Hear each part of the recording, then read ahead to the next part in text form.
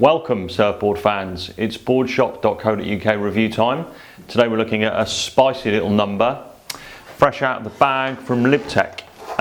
Their latest collab with Lost. It is a take on the Lost beanbag and they've called it the Freak Flag beanbag, imaginatively named.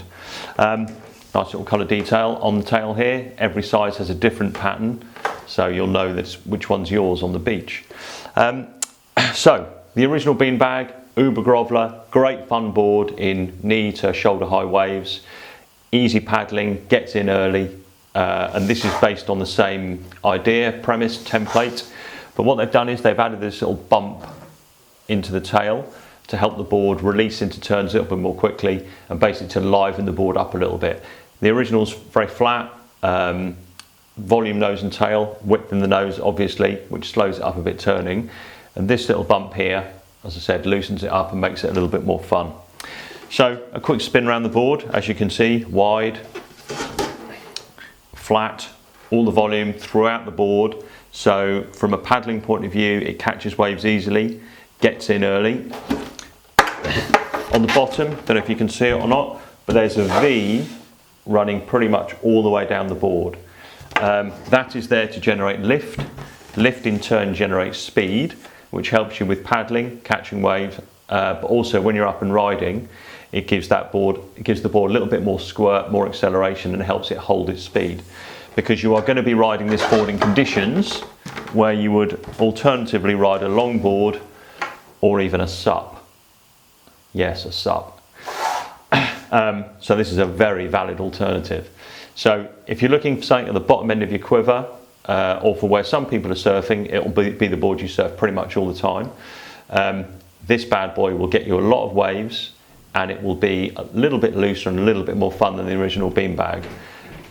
Size limit depends on your ability, depends on how powerful the wave is, but generally in weak, crappier waves you can surf up to shoulder, even head high, depending on conditions and your skill.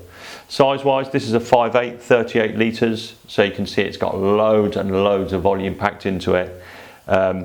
Size it, if you're a less good surfer, go up a little bit in size. If you're an absolute ripper, like Matt who works here, then you'll go for the 5'4". Fin wise, easily works best as a quad, or with a big twin setup. Something like the MR fin, which we got here, big front fins and little trailer. What a quad or these big front fins do is help generate a bit more speed and loosen the board up, especially beneficial in weaker conditions. I better say a little bit about the construction because that's what Libtech's USP is all about. So it's the most eco, the toughest, the most revolutionary, if you like, construction technique in recent years. The core of the board is a nitrogen-based self-foam. The thing we like about the core is that it's sealed. So if you hold the board, it's not going to suck up water, take days to drain out before you can repair it.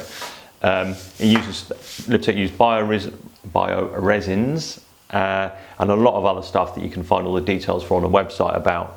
But needless to say, it is the most eco-friendly, it's the most durable, and so from that point of view it's going to last the longest. And they've improved the construction over the years in terms of flex and responsiveness. The initial boards were not as good as they are now, so if you tried one 5 years ago and were put off, think about it again because they are a different product now.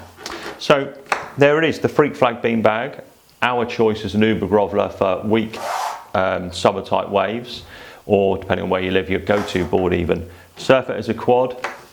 We've got the Neo Glass performers in a size medium in the 5'8". Don't be afraid to use a big fin, it helps with the drive and getting the board going. As always, it's on the website, 0% finance, trade in an old board against it, and if you have any questions at all, get in touch. Thanks for watching.